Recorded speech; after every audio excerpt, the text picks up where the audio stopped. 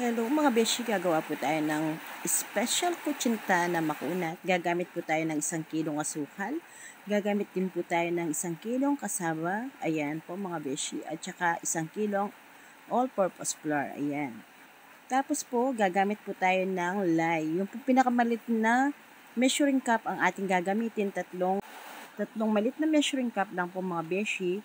Tapos po, yung ating pinakamalaking measuring cup naman po, 22 cups po ng tubig. Para po makagawa po tayo ng nasa 120 pieces po na special na kutsinta, mga beshi. Ayan. Bali, kayo na lang po na magbibilang. Basta po, 22 cups po ng pinakamalaking measuring cup ng tubig. Tapos yung pinakamalit na measuring cup po, lye water naman po yung ilalagay natin doon mga beshi. Tapos 1 kilong brown sugar, 1 kilong all-purpose flour, at 1 kilong cassava flour. Ayan mga beshi, talagang sinukat po natin muna lahat bago po natin siya ihalo mga beshi ko. Ayan. Tapos mga beshi, ahalo na po natin yung ating pinaglalagay na sangkap at saka po yung tubig na nilagay natin sa ating special kutsintang makunat mga beshi.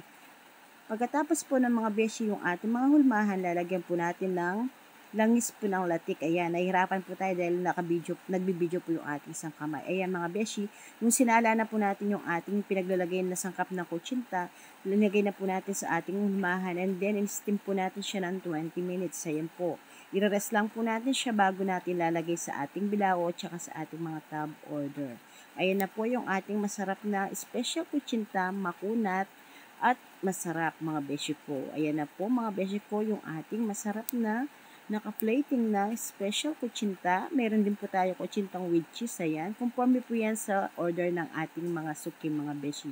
Kung gusto po nilang cheese or niyog. Ayan na po si Atad Patron.